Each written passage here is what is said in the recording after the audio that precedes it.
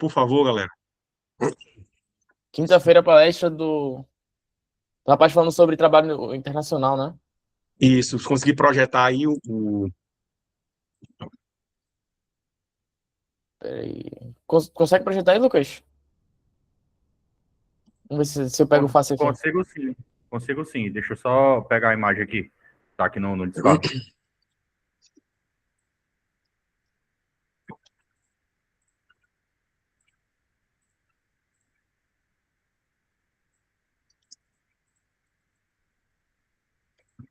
Pois é, então quinta-feira vai ser. É terça-feira agora, dia 21. É dia 21 agora? Não, é quinta-feira agora, é dia 16 Quinta-feira. já. Ah, tá. Perdão, eu entendi terça. Então, pessoal, essa palestra de quinta-feira que a gente vai ter agora é do Thiago Mota. Ele é meu parceiro de graduação, se estudou comigo, é um cara muito fera. Ele tem uma empresa que ele ajuda pessoas, sobretudo o pessoal de cloud, a trabalhar para fora. Então, assim, os insights que ele vai dar aí, ó. Mas se tu puder, Lucas, pegar esse link aí e vai mandar para a galera, né? Para quinta-feira, a galera já tá ligada aí. E seria uma boa Eu, pegar esse link aí, né? Já do QR Code para você mandar para seus amigos, tá? Fazer uma divulgação, né? Seria uma ótima oportunidade aí, mande para seus amigos, para a galera que está com você aí, né? Para poder a gente detonar aí e já começar esse caminho para trabalhar para fora, né? Que é uma possibilidade aí. Vai pegar um cara que cobra por isso e vai dar muitas dicas para a gente de graça, né? Então aproveitem, aproveitem muito bem. Falam com ele agora, já estou confirmando aqui, está confirmadíssimo. Ele é um dos Essa daí eu caras não vou mais perder, fodas não, que eu hein? conheço nessa área aqui. Oi? Essa daí eu não vou perder de jeito nenhum, né? Pra Essa aí todo quem mundo vai aí. perder, né? Até eu quero também essa daí, viu? Vai É. que, né? A gente daqui a pouco Pô, ganhar liga seis, aí. seis é por muito um, né? bom. Ganha $1, ganha 6 contos, né? Tá valendo, né? 6 por 1. Exatamente. 6 por 1 é a nova escala de trabalho aí. É doido, né? Beleza. 6 por Então, 1. galera, passei só para dar um oi para vocês, para dizer isso, né? Faça, quem quiser saber, conhecer mais, né? Aprofundar mais, vai no Homero. Se, já a atividade de vocês do módulo já está lá. Quem já tiver, né, expertise, já tiver prática, pode já fazer a tarefa do módulo. Enfim, vamos acompanhando, né? Que a gente tem muita coisa boa ainda pela frente, né? Ainda tem mais a parte de empreendedorismo, depois o módulo avançado, depois a imersão, então vai ter muita coisa boa pela frente, tá? Beleza? Então, vou lá na outra turma. Um abração para vocês aí e até quinta-feira, hein? Valeu, galera. Valeu, Alves. Valeu, pessoal. Compartilhar aqui minha tela com vocês. Peraí. Galera, aproveitando o gancho do Alberson, do Homero, acho que vocês já viram lá, desde sexta-feira já está disponível já o curso da trilha intermediária, né? Já está liberado lá desde sexta. Eu acho que foi, não sei, acho que foi o Igor que até colocou no grupo também, né? Do Discord. E aí já está liberado, então, para cima, fazer os quiz, como de costume, né? E eu acho que foram 4 capítulos, né? São 4 capítulos, ou é 4 unidades, se eu não me engano. Então, é de boa, aproveitar esse tempo e depois focar na atividade lá atividade final da trilha, né? Do módulo, aliás. É isso aí. Pra cima. Deixa eu compartilhar aqui a tela. Tava stalkeando o Thiago Mota. E o cara foi tech leader no PicPay, olha. Tu é doido, né? Moral. Olha aí, ó. Tava stalkeando o Moral. cara. Tá doido, olha aí, ó. O cara foi tech lead no PicPay mesmo. Brinca. Respeitei. Também no CITES. Essa empresa aqui é grande que só nos Estados Unidos, tá vendo? Deram lá, pô, legal. Bacana. Aqui é o. Tô vendo isso aqui depois. Depois eu vou ver isso aqui. Eu gostei do currículo do cara. Vamos lá. Começar aqui a nossa aula de hoje. Já deixei alguns links aqui preparados pra gente também. Então, presente. E hoje a gente vai falar sobre. A gente vai dar sequência, né? Então, na primeira aula, na aula passada, a gente tava falando sobre os padrões de utilização, né? de padrão de projeto e tal. Foi bem interessante a aula, gostei bastante. Trouxe muitas discussões sobre microserviços, monolito, quando sai do monolito para um microserviço, entender qual a diferença entre eles para um deploy. Eu acho que a gente saiu daqui com a cabeça pilhando, né? Saímos até com um projeto para a gente fazer, né? Então ficou top aí, eu gostei muito da nossa aula. E agora vamos dar sequência falando sobre customizações e integrações em SaaS, né? Ou seja, o que seriam essas customizações? Alguém sabe o que seriam essas customizações? Seria um processo de personalizar o produto? Isso, personalizar o produto para atender mais de um cliente, né?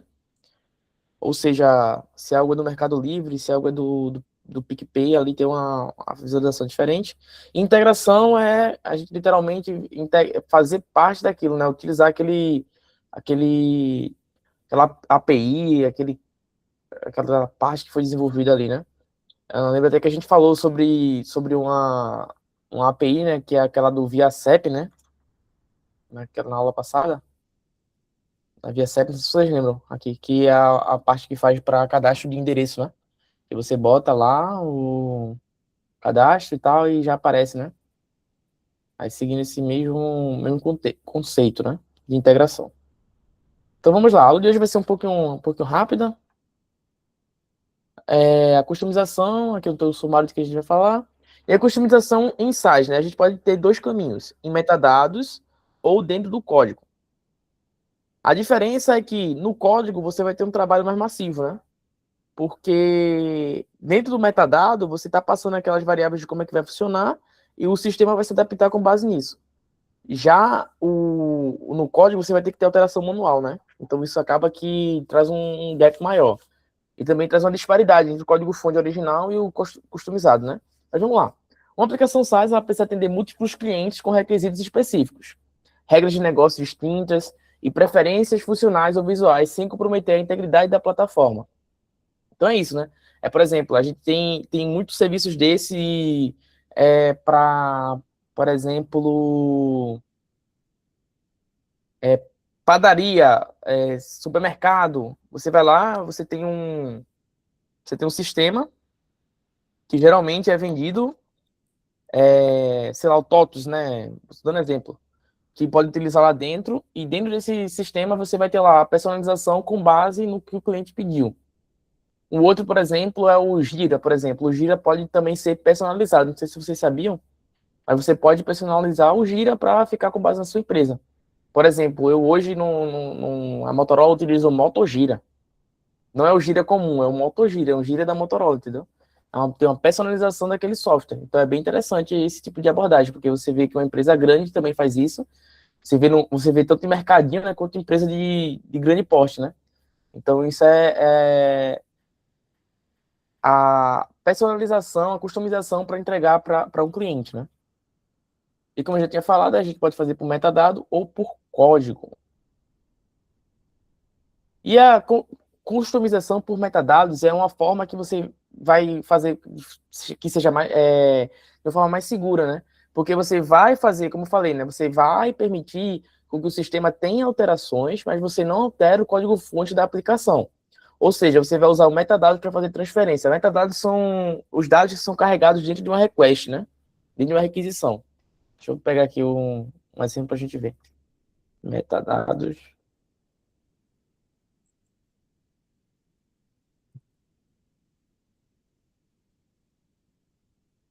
Vamos ver se tem algum exemplo aqui. Algum exemplo legal.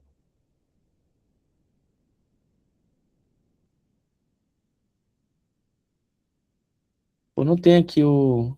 Mas por exemplo, onde vai o IP, onde vai quem tá usando. Não sei se você que aí vai trazendo essas informações.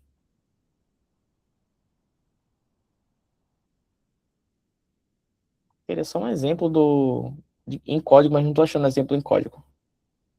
Então vou ficar devendo para vocês esse exemplo em código. E aí você vai, lá dentro desse metadado, você vai carregar a personalização que vai acontecer. Deixa eu ver se eu consigo aqui. Exemplo, metadado.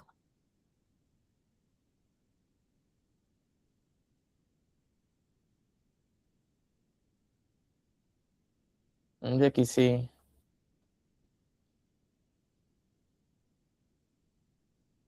Eu pesquisei metadado PDF, apareceu, foi um artigo aqui. Aí é bronca, né? Deixa eu ver se no artigo o cara colocou um exemplo.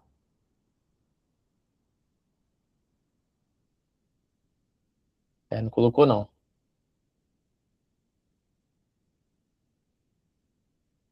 Um minutinho, um minutinho. Então, a gente pode pedir pro...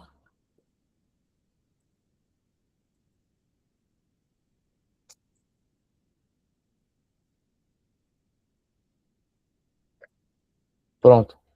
Já vou conseguir gerar um aqui pra gente ver.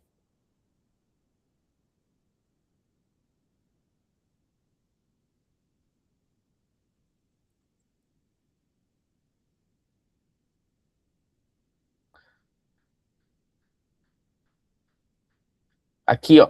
Geralmente vai assim, ó. É onde você vai pegar o host que saiu, o agente que está usando, a linguagem, a autorização. E aqui, por exemplo, iria também as informações, né? Iriam ser carregadas. Por exemplo, esse metadado aqui, para essa rota, ela tá levando o header, tá levando, né? Que ele tá levando.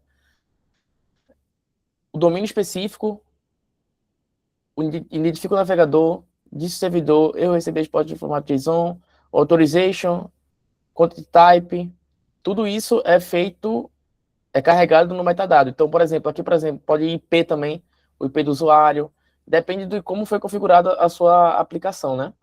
Sua aplicação ali, como é que ela foi setada para enviar. Deu para entender como é que vai, mais ou menos? Então, para esses caras do multi-tenant, é também enviado assim. Deixa eu pegar aqui, metadados de customização, só para a gente ter um exemplo claro, mais claro aqui.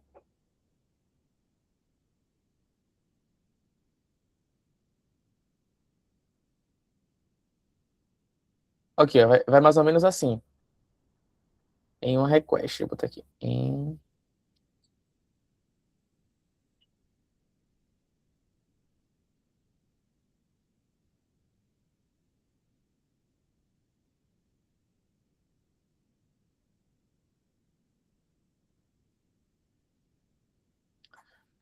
Assim, ó.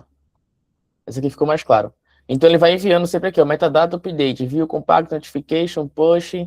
Aí ele pode enviar assim, ó, tenant ID, ó, a marca, né, a logo, como é que é o estilo dos botões, as features que são habilitadas, né? Ou seja, essa feature aqui dessa empresa, ela vai ter suporte a chat, vai exportar PDF, vai ter acesso à API. E a cor do template vai ser tal. A logo que a gente vai usar é essa logo que está sendo carregada aqui. O botão ele vai ter esse estilo e o domínio é esse cara aqui. Então, tudo isso vai ser carregado no ato de estar chamando a requisição. E com isso a gente vai ter uma personalização para esse cliente, né? Ou seja, lá a gente também vai poder, os campos que são obrigatórios ou que são facultativos dentro de um formulário, as regras de cálculo, se for preciso mudar, o idioma, a localização, se tem algum fluxo que é customizado, e os recursos, se eles são ativados ou desativados de acordo com o plano ou com a empresa que você está utilizando. E a gente também vai ter a customização por código. Neste modelo, assim, você vai ter uma alteração do código-fonte, então isso é um problema, né, no geral. Então, é sempre bom ter cuidado com isso. Por quê? Porque uma vez que você tem várias alterações no seu código-fonte para personalizar para uma pessoa só, você acaba que fica difícil, né? Porque o Lucas pede de um jeito, o Kelson pede de outro, o Arlindo pede de outro, daqui a pouco tá um multissistema que você não sabe nem para onde vai, né? Então, deve ter um cuidado com isso, né? Então, você vai deixar o cliente executar, injetar códigos ali também, pode ser, para personalizar a aplicação, seja por meio de scripts, extensão, plugin, webhooks, ou até mesmo microserviços dedicados. É mais flexível, mas também complexo e arriscado. Então, traz essa complexidade que a gente tinha falado, né? E aí, um dos pontos do entendimento é a questão de webhooks, que ele cita, né? Mas só para eu saber, algum de vocês já viu, já sabe o conceito de webhook, já trabalhou com webhook? Com esse carinha aqui, ó, webhook, ele citou aqui, É um termo novo para mim. webhooks. Bom, eu costumo dizer que o webhook é um caboeta. X9. Essa é a definição que eu consigo encontrar de mais interessante para ele. Por quê? O webhook funciona basicamente como se fosse uma pessoa que está ouvindo o tempo todo algo e quando acontece ele vira para dizer: olha, aconteceu, tá aqui, toma. Sabe? Como se fosse para entregar realmente o que aconteceu, sabe? É tipo assim, sabe aquele irmão que fica lá só ouvindo, aí quando o outro irmão faz alguma coisa já dá um grito: mamãe, olha aqui. É tipo isso, sabe? É um cabueta. Por quê? Eu chamo assim porque tem esse sentido, né? De tipo assim, ele espera um evento acontecer e assim que acontece aquele evento que é esperado, ele envia uma notificação para o sistema que está recebendo aquele que está recebendo aquele evento, né? Então, como assim? Vamos lá para nossos desenhos, né? Até antes que eu me esqueça aqui.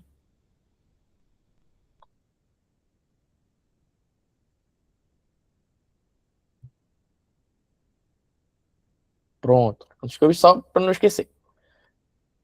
Aqui, então vamos lá. Então é o seguinte, aqui está o sistema, né? Aí o webhook, ele vai ficar dentro do teu sistema só ouvindo.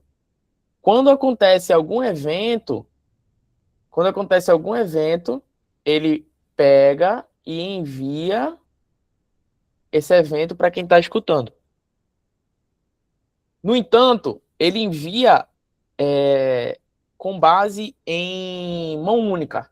Como assim? Ele sai de um sistema para o outro sistema. E a gente faz essa configuração setando URL, setando chave. E aí, quando acontecer alguma coisa aqui, esse sistema automaticamente transmite informação para o outro sistema. E vamos botar para algo prático. Vamos supor que tem um sistema de vendas aqui e o teu sistema integra esse sistema de vendas. Então, sempre que chegar uma nova compra, o webhook vai informar: olha, temos uma nova compra. Aí ele vai pegar essa nova compra que chegou e já vai passar para o sistema que a gente faz a manutenção e evolução, né? E também a gente tem um outro princípio que funciona, que é o WebSocket. Só que o WebSocket ele já tem um conceito que é diferente. O WebSocket ele é via de mão dupla, né? Ou seja, ele tanto emite, ele envia informação e recebe informação ao mesmo tempo. Então é só para vocês terem essa noção, né? Vocês sempre, geralmente, ouvem falar de forma conjunta entre o webhook e o WebSocket. O WebSocket é o cabueta de via única, ele só entrega algo que aconteceu, e o WebSocket permite comunicação aberta entre os dois polos, né? Essa é a diferença, basicamente, entre os dois. Aí eu tentei pegar umas fotos já prontas aqui, mas eu decidi fazer. Mas eu peguei alguns links aqui, né, para a gente dar uma olhada. Sabe que eu gosto de trazer consulta de essas empresas maiores, né? Então, a Red Hat, que é uma grande empresa de infraestrutura de tecnologia, né?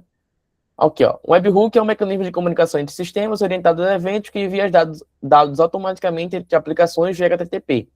Acionados por eventos específicos, os webhooks automatizam a comunicação entre interface e programação e podem ser usados para ativar fluxo de trabalhos. Por exemplo, eu tenho num projeto que eu faço parte, o GitHub tem um webhook.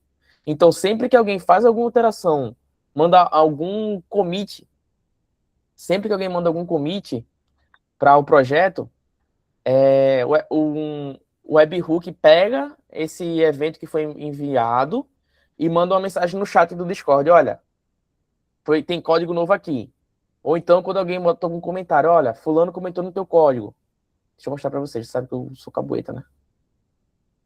Vou ficar mostrando. Esse aqui é muito interessante. Olha aqui, ó. Tem um canal no Discord.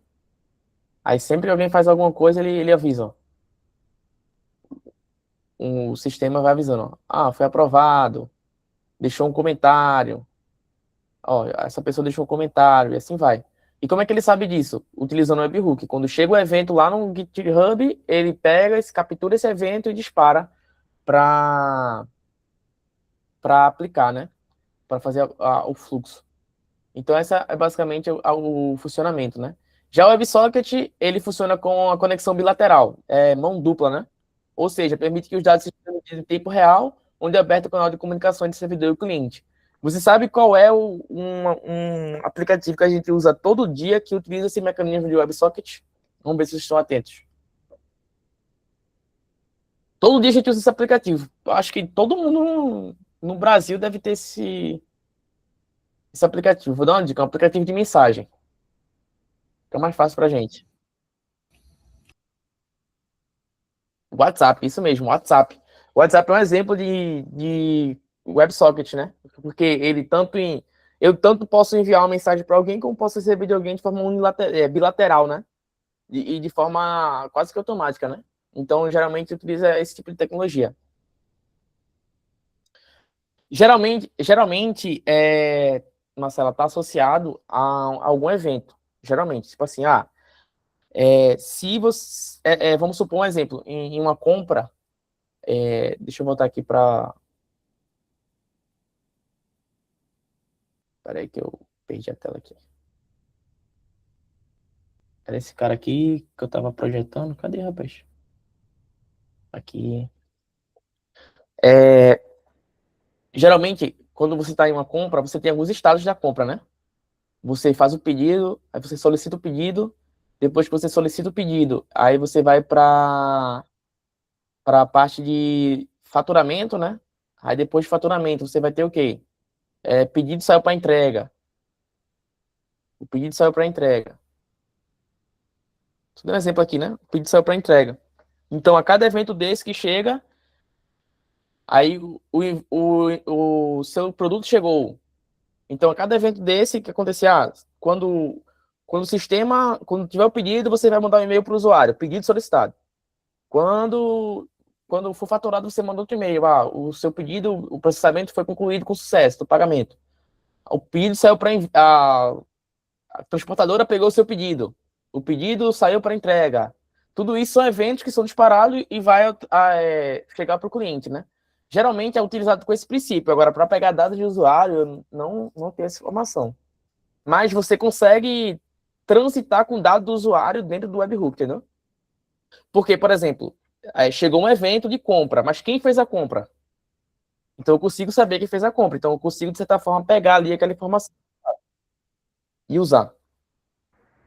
Só acrescentando, Rafael, e hoje, assim, né, é perceptível que hoje a usabilidade está muito em alta, né? Acho que os aplicativos hoje têm uma interação maior com, sei lá, com o telefone, um exemplo, que aí já fica já na tela lá no layout de bloqueio do telefone, sei lá, o iFood, 99 Food, Uber, sempre fica mandando as notificaçãozinhas, né? Tipo, seu pedido sai para entrega, pagamento confirmado, isso. Seu Uber já está próximo, Amazon, seu pedido saiu para entrega da Amazon, né? Isso, então, houve um aumento muito grande no uso, né?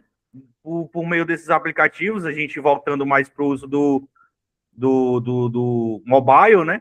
Então, hoje, a maioria desses aplicativos, eles usam esse sistema, né? Teve um aumento muito grande. De tecnologia, sim.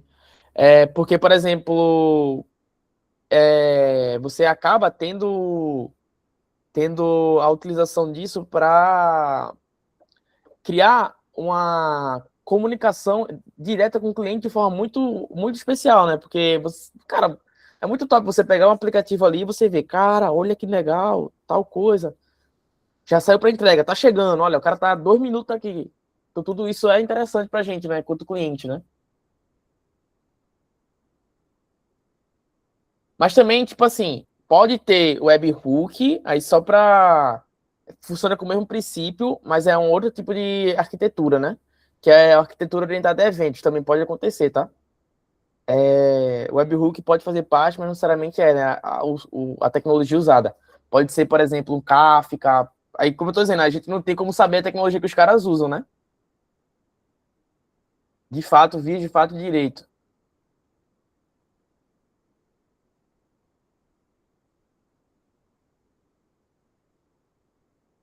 Cadê? Introdução ao Kafka, o rei da mensageria por eventos.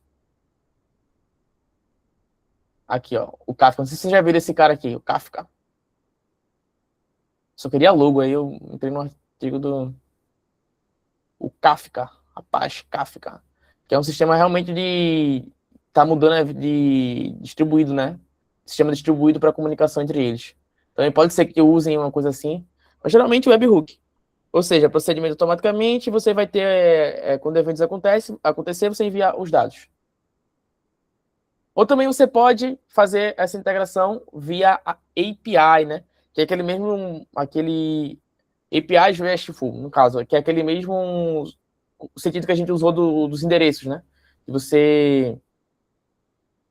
De você pegar e enviar, botar lá um endereço e você envia uma request, recebe aquele endereço, já preenche.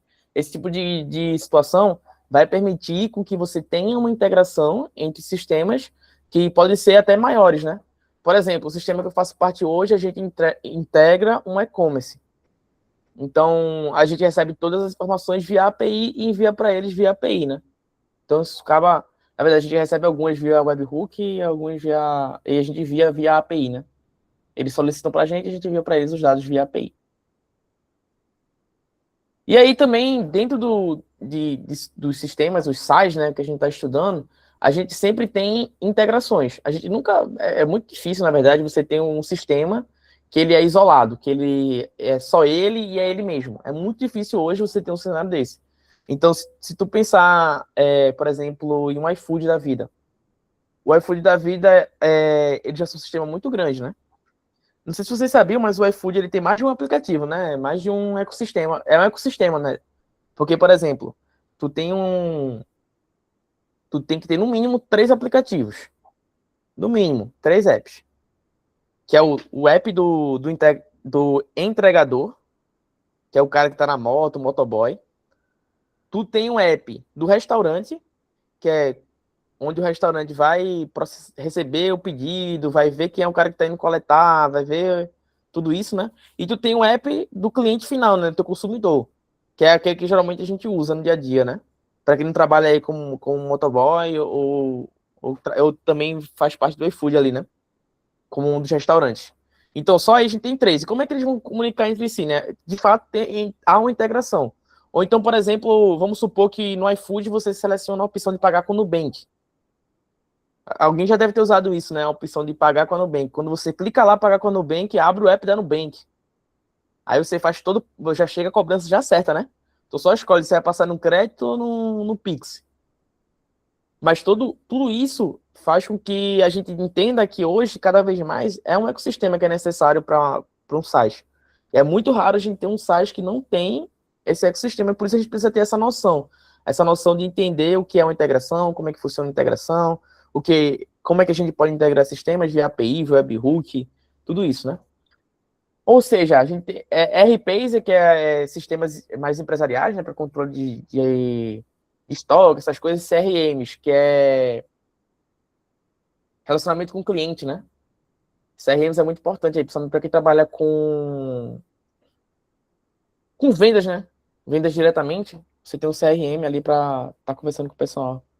Customer Relationship Management. Um forte também, tipo, a maioria dos sistemas SaaS hoje utilizam integração com o sistema de pagamento. Porque, assim, desenvolver um sistema de pagamento, eu nunca desenvolvi um, né? Tipo, que integra com o Banco Central e tal, mas eu deduzo que deve ser muito chato, a dificuldade, né? Muito alta, né? Então, hoje a gente tem vários integradores, né? A gente tem, por exemplo, eu já fiz pagamento com Abacate Pay, não sei se vocês já viram esse. Já tem um que é o... Aí você também tem outros, né? Tipo, o Mercado Pago também você consegue fazer isso, né? Fazer essa integração. A Nubank também tem uma parte dessa, se não estou enganado, né? Então, PicPay, o PicPay. Então, tudo isso faz com que a gente traga para o nosso sistema mais e mais ferramentas, né? Ou seja, deve se comunicar com sistemas que são legados, corporativos e outras soluções também. Isso mais tratando do mundo corporativo, né? E como é que a gente faz isso, né? As formas de integrações, geralmente, como a gente já falou, né, por API RESTful, webhooks, e você vai ter ali também algo de ETL, né, que é a parte mais de dados aí, né, extração, tratamento e limpeza, né, dos dados, e pipelines de dados ali para você sincronizar a base entre sistemas, porque o que acontece? Você fica muitas vezes defasado, né? Então você precisa deixar todo mundo alinhado e você tem essa ETL dos dados. Load, obrigado. Então é extract, agora eu já esqueci, ó. Extrair, transformar e carregar, né? Extract, transform e load. Top. Faz tempo que eu não estudo isso aí, ó. E, por exemplo, vamos supor que a gente tem um sistema como o iFood, né? Por exemplo, a gente trouxe esse exemplo, né? Mas é interessante você ver que, mesmo internamente, você tem vários sistemas distribuídos e que tem a comunicação entre si, né? Que fazem parte do mesmo ecossistema. Como assim? Eu estou no meu celular, eu faço um pedido. Automaticamente, quando eu faço um pedido, vai chegar lá para o restaurante. Aí o restaurante vai aceitar esse pedido. Quando o restaurante aceita esse pedido, aí vai começar a procurar quem é o motoboy, né? Que vai fazer a coleta do... Que vai fazer a coleta do que foi solicitado, né? E vai entregar para você. Ao mesmo tempo, eu estou acompanhando o que está acontecendo na cozinha e estou acompanhando quem é o cara que vai buscar. Já pensou como é que é a integração, como é forte lá dentro? Isso eu estou falando só de um caso específico, né? Do que a gente usa no dia a dia, mas deve ter muito mais. Então, conectores nativos ou de terceiros, como Zai, PMake, Integromat, e middlewares personalizados que transformam, validam e roteiam informações. E agora também a gente tem outros tipos de integrações aqui, né? Que é o plugin. Ou seja, o plugin é quando você, geralmente, não sei se vocês já viram que tem você vai aumentando ali o que aquele aplicativo faz, né? Tem muito isso em jogo, né? Também. Não é um plugin que chama, no jogo tem outro nome, né? Tipo, como se fossem umas extensões do jogo, né? Vocês já viram isso? Tipo, eu lembro. O Vinícius falou aqui, addon. Eu não sei qual é o nome, eu esqueci o nome agora, como é pra jogo. Mas geralmente você tem um jogo, você paga mais alguma coisa, né? Você recebe um upgrade. É tipo um plugin, né? Você coloca mais coisas dentro daquele jogo. É a mesma coisa para site. Você vai lá, pega algo que já funciona pronto e traz para dentro do seu. Traz para dentro do seu aplicativo. Então aquilo já vem pronto para você utilizar e aumenta ali a sua capacidade, né? Então a gente tem vários tipos de plugin. Você tem um plugin funcional, que ele vai adicionar novas páginas, componentes, ou fluxo de trabalho. De integração, que você vai conectar entre sistemas externos, por exemplo, de pagamento e notificação. De exibição, que você vai poder fazer para personalizar relatórios, fazer extração também. E segurança, para você ter autenticação e logs, né, especializados em segurança. E SDK. SDK é um conceito que é muito interessante, que você vai construir uma biblioteca para ser utilizada. Então, por exemplo, quando a gente importa uma biblioteca lá é como se a gente estivesse importando uma biblioteca dentro do JavaScript, sabe? Você quer mexer com Excel, aí você vai lá e importa uma biblioteca que foi feita para trabalhar com Excel. Então você ganha todo o poder de trabalhar com Excel. É basicamente como funciona aqui.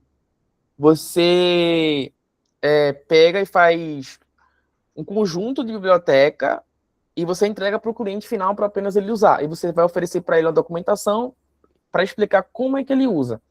Então, você vai ter uma biblioteca específica, você vai ter uma modelagem de dados ali, né, a classe, serviços disponíveis, e ferramenta de teste e simulação, documento oficial. Um exemplo grande de quem trabalha muito com SDK é a AWS.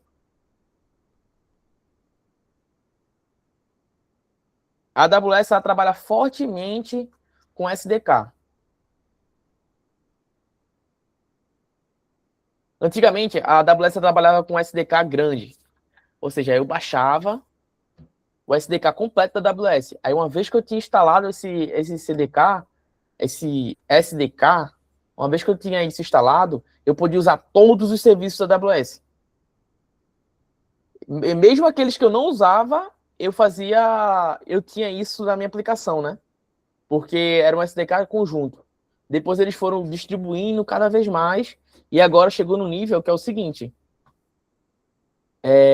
Aqui, ó. O SDK, guia do desenvolvedor, chegou um nível na AWS que você vai ter um SDK do serviço que você quer usar. Então, por exemplo, se eu quero usar geralmente, SDK é feito para usar em código. É uma biblioteca pronta para você utilizar em código, tá? Geralmente isso. Aqui, ó, por exemplo, o guia do desenvolvedor. Aqui, ele, como a gente viu, né? Ele faz tem uma biblioteca de consulta e tal. Mas, ó, o que é a AWS SDK para JavaScript? É quando você vai ter um guia de desenvolvimento, você vai ter um conjunto de ferramentas feitas, Software Development Kit, se eu não estou enganado, SDK. SDK, sigla.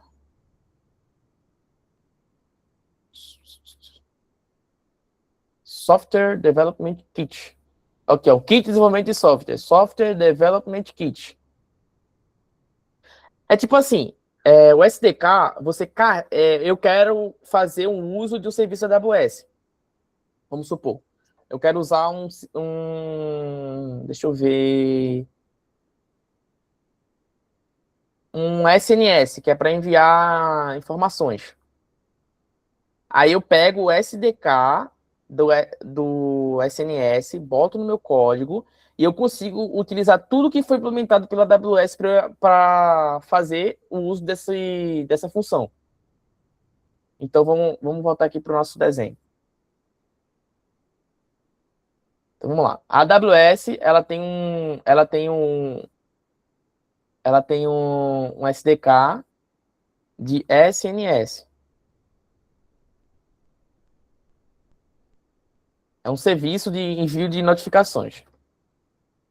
Aí ele tem, não só esse, ele tem um conjunto disso. É SNS, SQS. Eu só vou botar os que eu lembro aqui, alguns que eu lembro. S3. A AWS também ela fornece aquele serviço de verificação de identidade, né, o Rafael? Facial, aquela verificação facial. Cara, isso eu nunca vi, ó. Nunca vi. Eu li essa matéria em algum canto, que se eu não me engano, ela faz a verificação com IA e ela vende esse serviço de verificação facial. Cognito. A única que eu conheço da AWS é esse cara aqui, Cognito.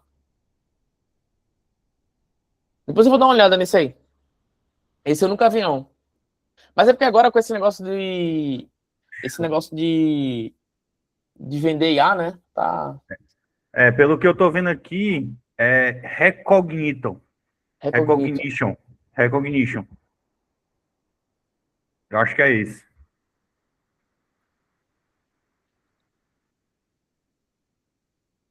Ah, tá.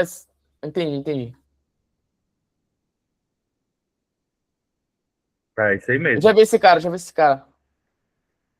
Nunca usei, mas ele funciona basicamente naquele modelo que a gente já conversou, né? Eles prepararam ali uma base, aí eu utilizo aquilo que já está pronto, né? Para trazer para dentro do meu sistema.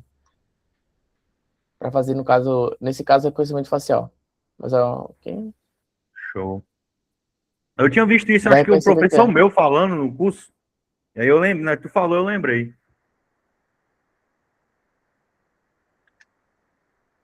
Não tava lembrando agora que voltou. Quando eu vi o nome quando eu vi a página do serviço, eu lembrei. Eu tava pensando nesse aqui, ó, Cognito. Aí, beleza. Aí o cara, ele já tem tudo isso pronto. Já tá pronto lá. Antigamente, o que acontecia? A AWS, esse aqui é o meu sistema. Antigamente, a AWS fazia assim, olha, eu tenho meus SDKs prontos e você pode usar. Então, ele pegava tudo isso e colocava dentro o usuário, né, no caso, né, o desenvolvedor, colocava dentro da aplicação dele para utilizar o serviço da AWS.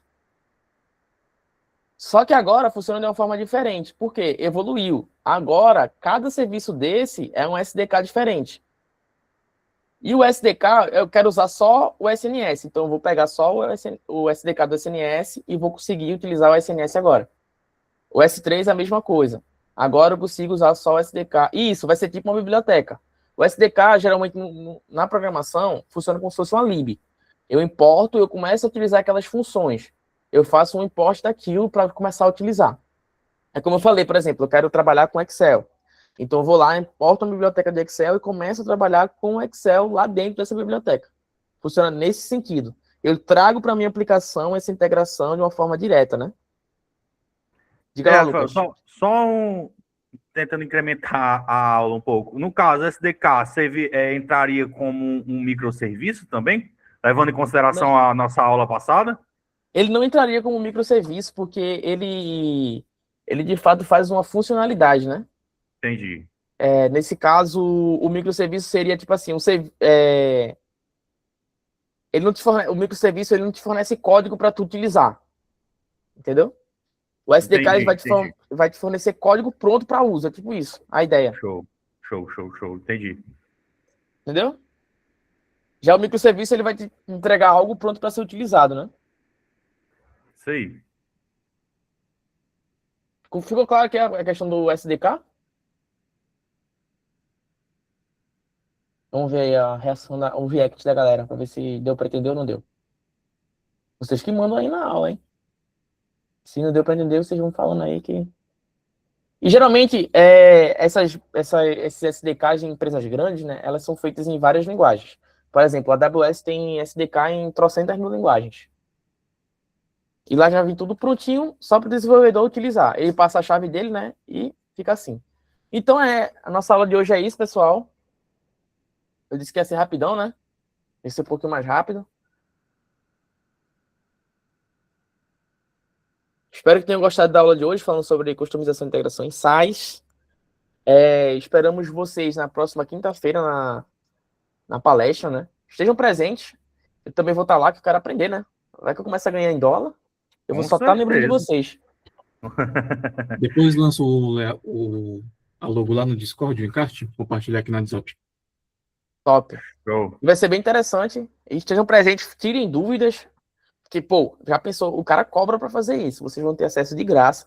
Então, cara, extrai o máximo que der ali, pergunta a ele qual o primeiro passo, se existe alguma trilha para seguir, se existe alguma coisa para se preparar.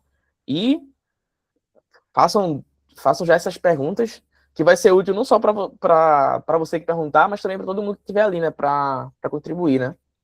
Todo mundo. Exatamente. Isso aí. Então é isso, pessoal. A chamada. O Lucas já tá mandando aqui no grupo, no chat, né? E valeu, pessoal. Uma boa noite e até a quinta, hein? Valeu, Tamo pessoal. junto. Boa noite. Boa Lembrando noite. que quem puder participar da aula de recuperação amanhã, tá bom? Vai estar eu e o professor Marcelo lá. E aí a gente vai estar recapitulando algumas coisas usando a plataforma Geniali, tá bom? Então, quem puder comparecer, viu? A gente se vê amanhã. Até mais, galera. Boa noite. Boa noite, pessoal.